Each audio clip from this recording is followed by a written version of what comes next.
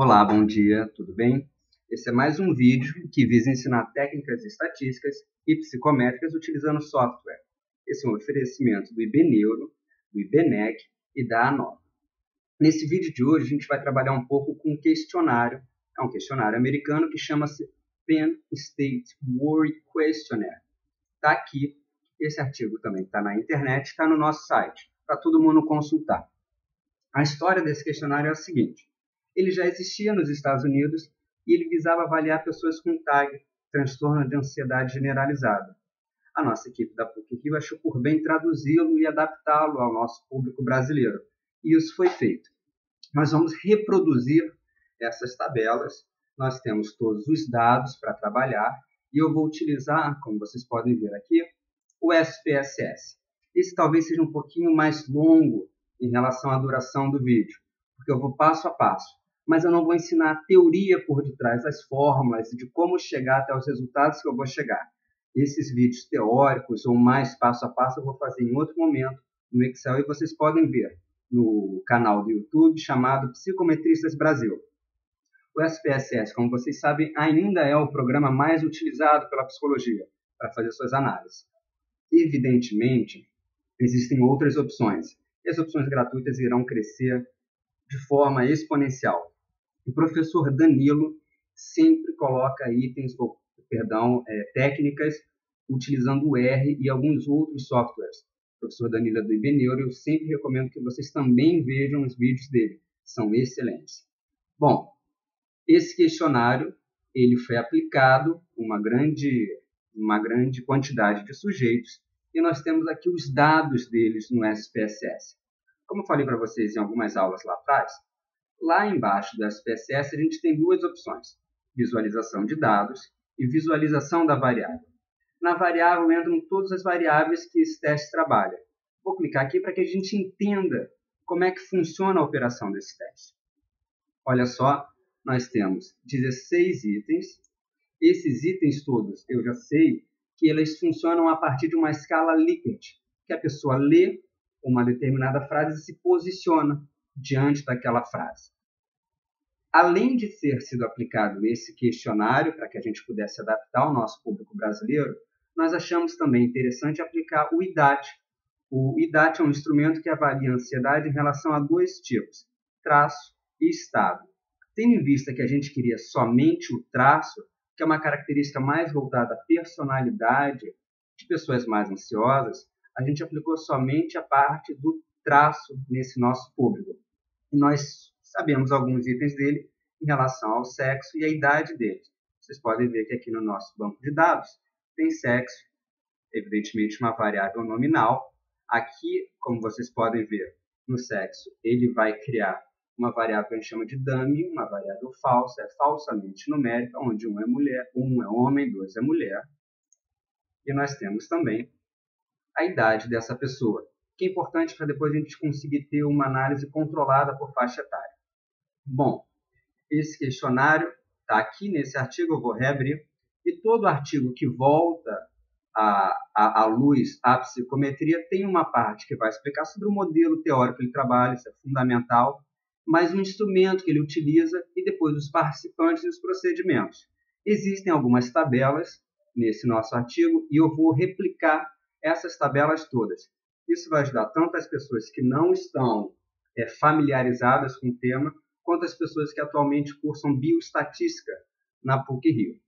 Bom, de posse aqui com SPSS, eu quero saber se esse instrumento tem uma boa consistência interna, se ele é fidedigno. Fidedignidade não é nosso foco teórico, mas só para abreviar, é um dos pressupostos da psicometria, juntamente com validade e padronização.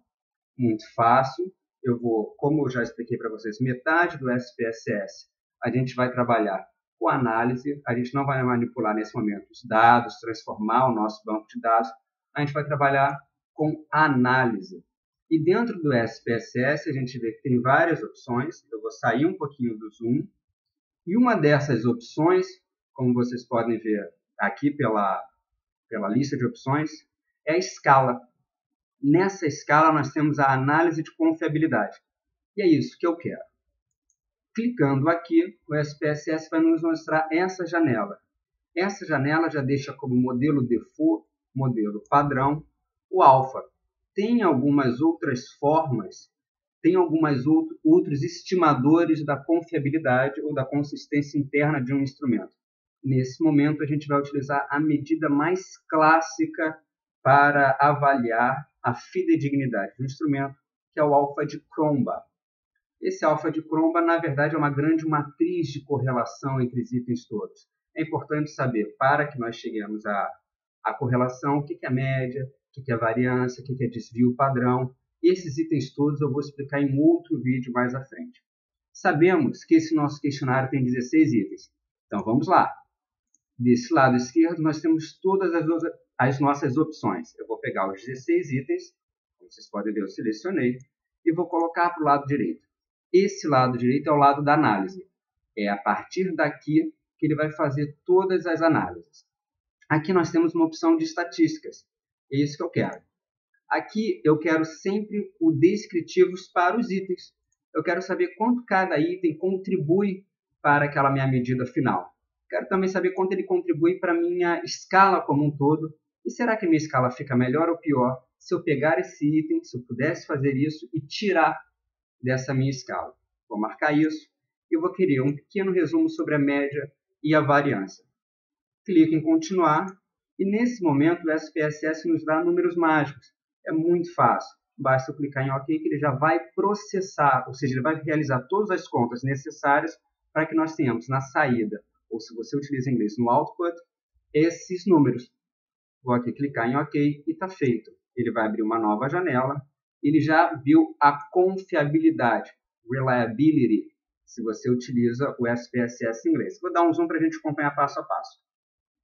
Olha cá, nós temos um N de 871. Lembra, nos participantes do teste, ali está apontado que foram 871 pessoas avaliadas. E aqui ele vai chegar ao alfa de Cronbach. Esse alfa de Cronbach, apesar de muita discussão interna, ele é ainda a medida mais utilizada para saber sobre a precisão de um instrumento. No caso, o alfa está mais do que 0,7. Para nós está muito bom, está 8,35. Lembrando que em muitos momentos a nossa apresentação não será dessa forma, com 3 casas decimais. Será com 2. Vou dar um duplo clique. Isso vai me dar uma opção e vou marcar onde eu tenho 2 casas decimais. E olha, aqui embaixo eu vou propriedades da célula. Vou tirar o zoom para ficar mais fácil que vocês vejam. Aqui no valor do formato eu vou colocar 2. Com 2 casas decimais eu consigo perceber que esse alfa de Cronbach foi 8,3. Você pode até questionar, mas o próximo dígito era 5. Tem uma convenção estatística que a gente arredonda números pares e não os ímpares, tendo em vista para depois equilibrar a medida. Então ficou 8,3. 0,83 é um bom alfa. Nosso instrumento ele é fidedigno. Nesse primeiro momento, ele passou por esse pequeno pressuposto psicométrico.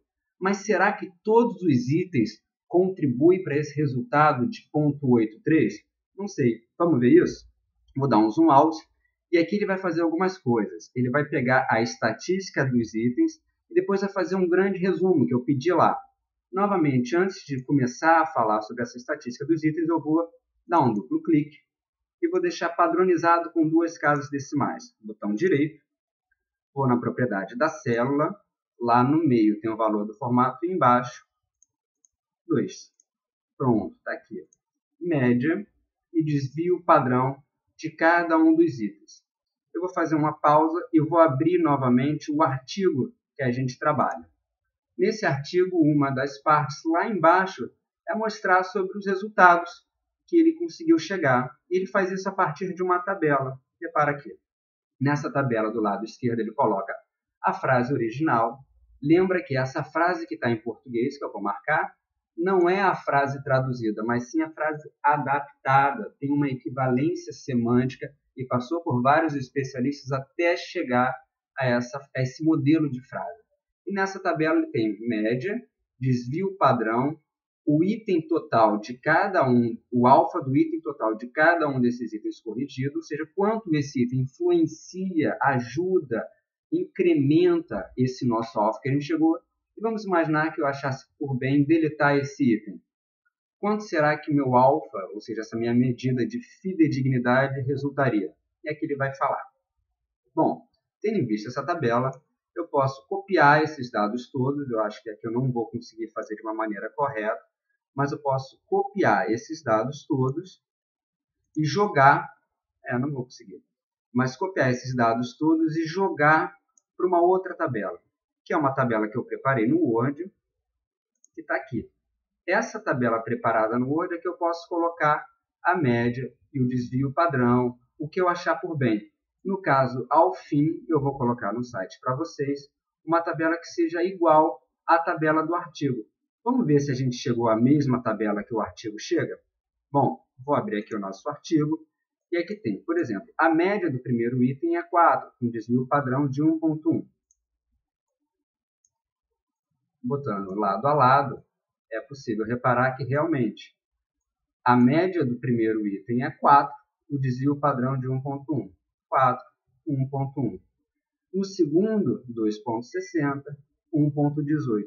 E assim por diante. Ou seja, a gente reproduziu essa tabela a partir da mesma técnica psicométrica que os autores utilizaram. A gente tem aqui os 16 itens e descendo até os 16 itens a gente repara que sim, nós concluímos isso, então podemos falar a partir dessa estimativa de fidedignidade de um instrumento que esse questionário ele é consistente, a medida dele é precisa. Se ele for feito, sei lá, várias vezes, certamente variará muito pouco. Quanto? O desvio padrão, tá bom? Aqui nessa tabela do Castillo, ele coloca também o alfa do item total com a correção. E depois o alfa, caso esse item tenha sido deletado. Está um pouquinho mais embaixo. Se a gente reparar, aqui a gente tem a média, a variância, mas nós temos aqui nessa parte, correlação do item total corrigido, exatamente aqueles números que na tabela do autor ele apresenta. Só que lembra, novamente nós temos mais casas decimais aqui, e para que fique consistente a nossa análise, eu vou colocar da forma que o autor estipulou no artigo dele. Eu vou em propriedades da célula, lembrando que lá embaixo tem a opção de 2 casas decimais, e fiz isso. O primeiro item, por exemplo, não chegou a alterar. 1, 2, pronto. O primeiro item, eu vou aqui dar um zoom, foi ponto 15. O segundo item, ponto 59. O terceiro, ponto 26. Isso, de uma maneira bastante prática, é quanto esse item influencia aquele nosso alfa que nós vemos. Vamos comparar isso com a tabela original. E uma das formas que a gente tem para manusear tabelas no SPSS é simplesmente dando um duplo clique em cima delas. Muito fácil, eu não quero ver nem essa coluna, nem essa coluna, nem essa, porque vão me atrapalhar. Eu vou tirar essas colunas todas e vou simplesmente excluir. Pronto, excluo essa, vou marcar até o fim dessa e vou excluir também essas duas. Vamos ver se está tudo batendo? O primeiro item, ele chegou a ponto 15. Nós chegamos a ponto 15. O segundo a ponto 84, ponto 84, ponto 59, ponto 82. Então, nós temos já replicado essa tabela. Olha só. Vindo aqui em cima, clicando 2 vezes, selecionando tudo e clicando em copiar, agora sim eu posso preencher o meu Word. Olha aqui. O artigo, as propriedades psicométricas de estrutura latente desse nosso questionário. Aqui era a média de desvio padrão. Eu vou selecionar essas células todas e vou colar. Vou colar de forma especial para botar o texto sem formatação.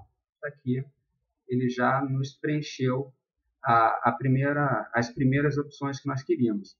Agora falta colocar o alfa, o quanto esse item contribui para o nosso alfa total, e depois o quanto esse item, caso deletado, resultaria no alfa da tabela, do instrumento.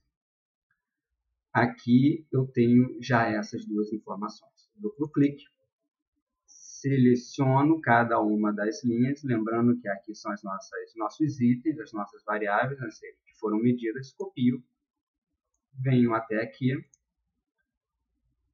vamos ver, colar especial. Lembrando que como isso é a mais instrumental, eu estou com pouquíssima teoria, estou ensinando como fazer o passo a passo, né? Vamos ver se a gente chegou à mesma tabela dos autores. Bom, primeiro item 4, desvio padrão de 1.1, o alfa total com item corrigido ponto 15, 4, 1.1.1584, 2.60, está aqui, 1.18, 5982. Bom, temos até o final dessa nossa tabela e já sabemos, como o autor também sabe, que nós conseguimos chegar ao final de 0.83 em relação à nossa fidedignidade estimada pelo alfa de Cronbach. É um bom número. Acima de 0.7 a gente considera um bom número. Claro que o ideal, quanto mais alto e o máximo que ele pode chegar é 1, melhor. Estamos com 8.3, estamos com um bom instrumento em relação à sua precisão. Tem alguns itens do nosso... A gente passou um roteiro para que os alunos fizessem em casa, e aqui ele pediu que a gente soubesse também o quanto homens e mulheres variam em relação a esse alfa. Tem algumas formas de fazer isso no SPSS, eu vou clicar aqui na estrelinha, repara aqui nessa estrelinha, ele vai para os dados. Tem formas para eu saber como esses itens podem ser vistos por homens e mulheres. Eu vou utilizar a mais simples para não complicar a vida de ninguém. A forma mais simples, a gente vai pegar esses dados, vou dar um zoom, e lá embaixo desses dados, a gente pode trabalhar com nesse nosso banco de dados. Eu posso selecionar casos de homens, selecionar casos de mulheres, eu posso dividir. É o que eu quero. Eu vou dividir esse arquivo e criar um arquivo como se fosse emulado com coisas diferentes. Como é que eu vou dividir esse meu arquivo? Por grupos. Mas eu não quero compará-los somente. Eu quero organizar a saída por grupos. Quem vai dar o controle? É o sexo. Vou jogar aqui para o lado direito e vou clicar em OK. Feito isso, você vai reparar que ele vai fazer uma espécie de divisão, que foi o que nós pedimos, por sexo. E agora sim, um instrumento é como se tivesse virado dois. Um somente com homens, outro somente com mulheres. Lembrando que aqui na visualização da variável, ele define que o sexo masculino é 1, o sexo feminino, a mulher, é o número 2, uma variável dummy. Eu vou novamente em analisar, e eu sei que o meu alfa de Cronbach, a minha análise de confiabilidade, está aqui nessa parte da escala. Vou clicar, o SPSS tem memória, ele já sabe o que eu fiz. E agora eu vou, aqui não sei se eu cliquei antes nas estatísticas, se eu não cliquei, vale o que eu estou fazendo agora. Eu tinha marcado descritivos para item, descritivos para escala, e escalar se o item for excluído, e pedir um resumo. Tá? Se eu não mostrei isso antes, foi um descuido, mostro agora. E vocês sempre marquem esses. É importante marcar esses itens, tá bom? Clique em continuar e vou dar o OK. Tem uns 16 itens aqui. Feito isso, ele vai me calcular agora com dois arquivos, que são arquivos fictícios gerados desse mesmo banco de dados. Um para quando é homem, repara aqui, homem, vou descer rapidíssimo. Outro para quando é mulher. Será que tem diferença entre homens e mulheres? Sei, é isso que a gente vai ver agora. Se esse teste tivesse sido somente feito por homens, olha só, nós temos um alfa 0.80. O alfa seria menor. E se esse teste tivesse feito somente por mulheres, aqui sexo homem, alfa. Esse alfa seria 0.86, seria maior. Isso é um fenômeno que a gente tem observado bastante quando a gente aplica esses instrumentos voltados principalmente à saúde, que as mulheres se mostram mais honestas, mais consistentes em suas afirmativas. As respostas das mulheres talvez sejam mais confiáveis do que as respostas dos homens, tendo em vista que a gente parte da ideia que esse instrumento ele mensura exatamente aquilo que ele se propõe. Isso aqui é muito interessante, porque a gente consegue comparar esse instrumento por dois grupos. Aqui está no caso das mulheres, aqui está no caso dos homens, e nós temos esse resumo, tanto para a média de mulheres, tanto para a média de homens, aqui embaixo. Feito isso, é muito simples, eu vou retornar ao meu ao meu arquivo da forma como ele estava. E se você reparar aqui do lado esquerdo, o SPSS tem memória, ele vai lembrando de tudo que eu já fiz até o momento. Aqui nessa janelinha, eu posso chamar os itens que eu acabei de utilizar. As últimas atividades que eu fiz utilizando o SPSS, é isso que eu vou fazer. Vou dividir o arquivo, mas dessa vez eu vou analisar todos, não vou criar nenhum grupo. Pronto. Novamente, eu tenho meu banco de dados feito de forma a concatenar homens e mulheres. Olha só, homens e mulheres, no caso 1 e 2, tá bom? É importante que vocês tenham uma medida descritiva sobre como esse teste está, como os resultados se apresentam. Todos esses itens, nós temos 16 itens, como vocês podem ver aqui, é uma escala Likert. Vai de 1, onde é o mínimo, até 5, onde é o máximo.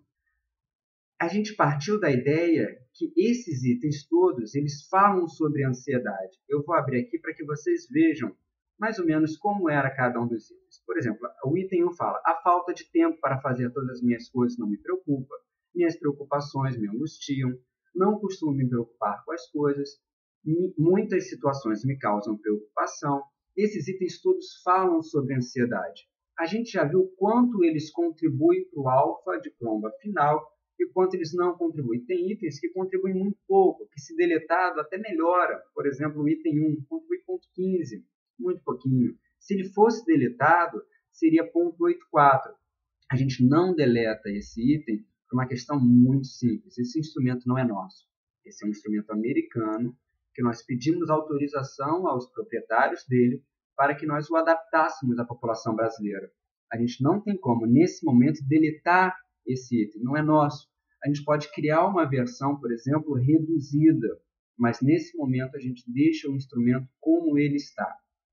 Bom, eu sei que o somatório desses 16 itens falará sobre a ansiedade do sujeito 1, 2, 3, sujeito N. Olha aqui, lá ao fim, nós temos 871 sujeitos.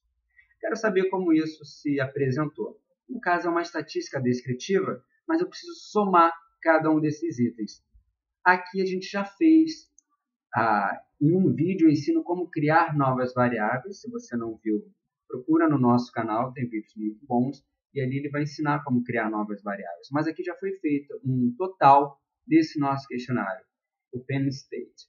Bom, aqui eu vou analisar, vou em estatísticas descritivas, eu vou simplesmente pedir para que ele me descreva. Lembra que a descrição é a frequência resumida?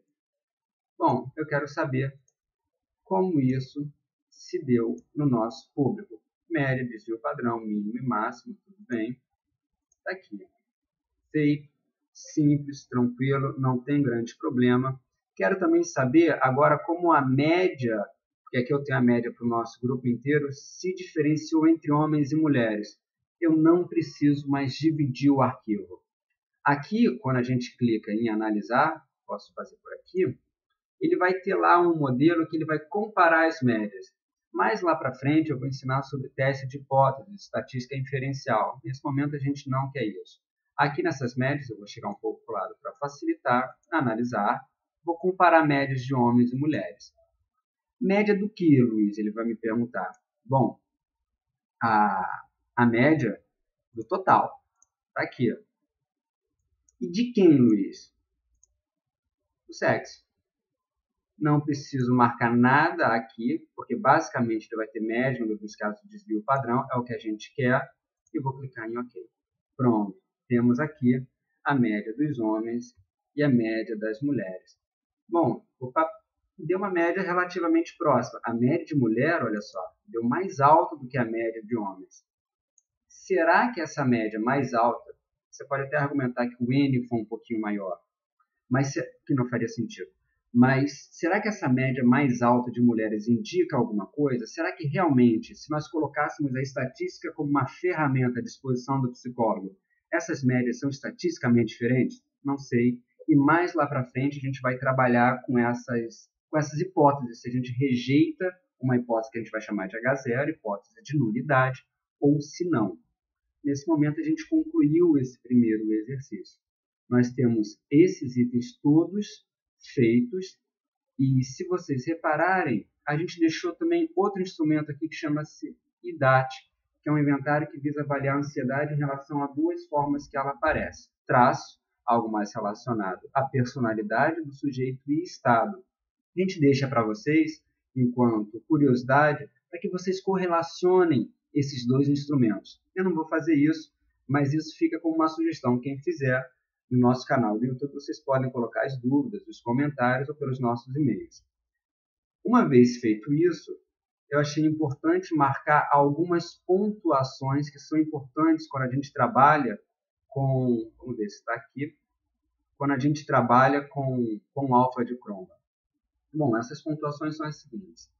Não é o único estimador, nós temos o de Kib, por exemplo, nós temos outros estimadores que avaliam também a consistência interna. O alfa de Cromba vem sendo bastante criticado, mas ele ainda é o mais frequente em todos os papers que vocês virem em psicologia, ele ainda é o mais utilizado. Para saber como o alfa de Cromba chega ao mundo, ele não nasce no clique de um botão, tem que saber variância, tem que saber média, tem que saber variância total, o que é desvio padrão, tem que saber um pouco de estatística. Eu vou explicar isso em outros vídeos, mas nesse momento é importante que você tenha esse handicap teórico, senão fica muito complicado, tá? E a gente está analisando os itens. Nesse momento é uma análise simples, mas a gente não está vendo a validade do instrumento, a gente simplesmente está analisando esses itens. No próximo vídeo, eu falarei sobre análise fatorial exploratória. No nosso artigo também tem um ponto relacionado à análise fatorial exploratória. Eu vou dividir esse vídeo para que não fique tão longo e para que essa missão, que tenha sido falar sobre a fidedignidade do instrumento, tenha sido concluída. Vou voltar aqui ao nosso artigo. E esse artigo é muito interessante em psicologia. Foi feito pelo Departamento de Psicologia da PUC-Rio. Esses são os autores. Ele está disponível tanto na internet, de forma aberta, de forma livre, como no site do NNCE. No site do NNCE você pode ver todos os dados que a gente trabalha, que a gente vem trabalhando nessas aulas, e pode pegar esses vídeos também. Eu volto a falar que esses vídeos só existem a partir de uma parceria entre o IBNEC, o IBNeuro e a Nova. E até o próximo vídeo, pessoal.